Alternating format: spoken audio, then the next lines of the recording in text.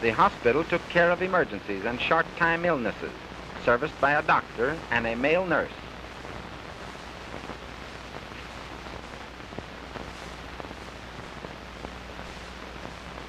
A game room was set up in each center, providing checkers, chess, jigsaw puzzles, a radio, and a piano. Talented men in the organization and groups outside of the centers furnished extra entertainment. Canvases of towns provided many magazines and much reading material. Various women's clubs furnished subscriptions to newspapers and magazines for use in the shelters. As at the other centers, this recreation service has been paid for from the profits of the commissary of the camps. Taxpayers' money was not spent on leisure time and recreation programs.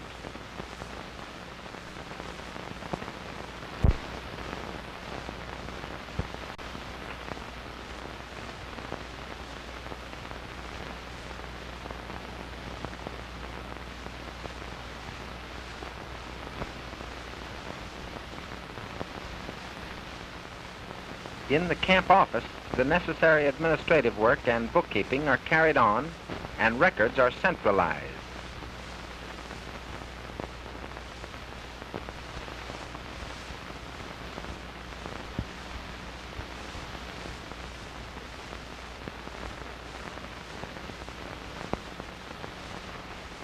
The camp cobbler took care of the job of seeing that the men were well shod.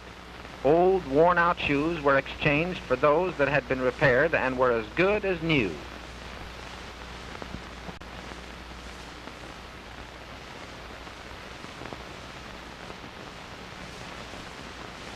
One of the most important things in a concentration of this kind is to provide plenty of pure water.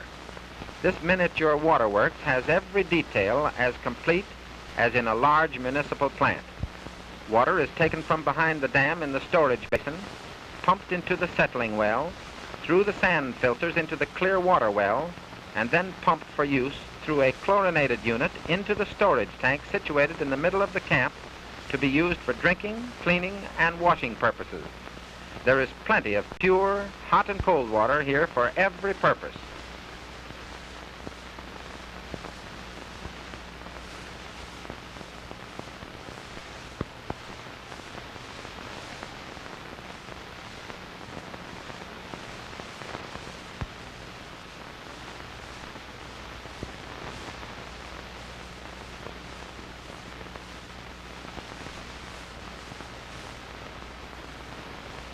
These aerial views are of Deer Creek Lake, Chautauqua County, a few miles northwest of the city of Sedan. This lake was started as a city work relief project, but it was soon found that there were not sufficient men available to complete it, so the transient service provided the remaining numbers needed.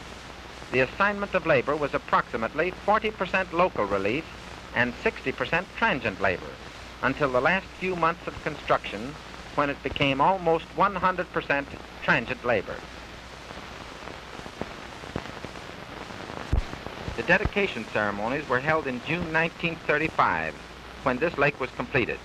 Work had started in September of the previous year. Although the ceremonies were held on a weekday, there was no lack of attendance or enthusiasm. Such an unusual event called for the declaration of a holiday to which everyone responded in order to pay their respects to the efforts of those men who have made it possible for the city of Sedan to have, for the first time in its history, a municipal water supply that will replace the inadequate and undependable supply that so long served the town. The construction of this dam, which contains 31,500 cubic yards of embankment, furnished 1,884 man-days of labor, impounding 471 acre-feet of water spread over a surface area of 55 acres. Boating is one of the sports now available to the citizens of the surrounding country, and for this special day, speedboat races were held and enjoyed immensely. It is safe to say that a goodly number of those in attendance had never witnessed an event of this kind. The banks of the dam were completely sodded with green grass on the downstream side and blends well with the parkway that has been improved below the dam for recreational purposes.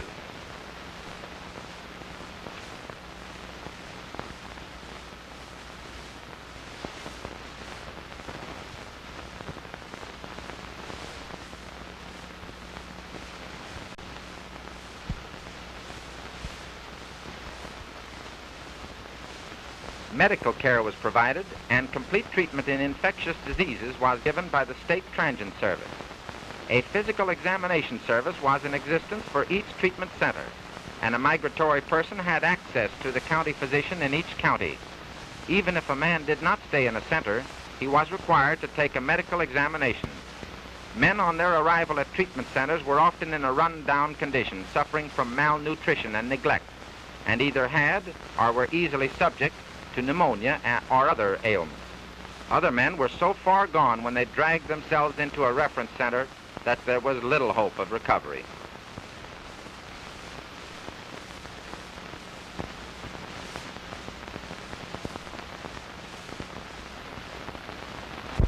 In order that our service might be extended to more clients, a grant was made by the Transient Division of the Federal Emergency Relief Administration so that we might equip a building in Topeka for complete hospitalization of transients, both families and unattached individuals.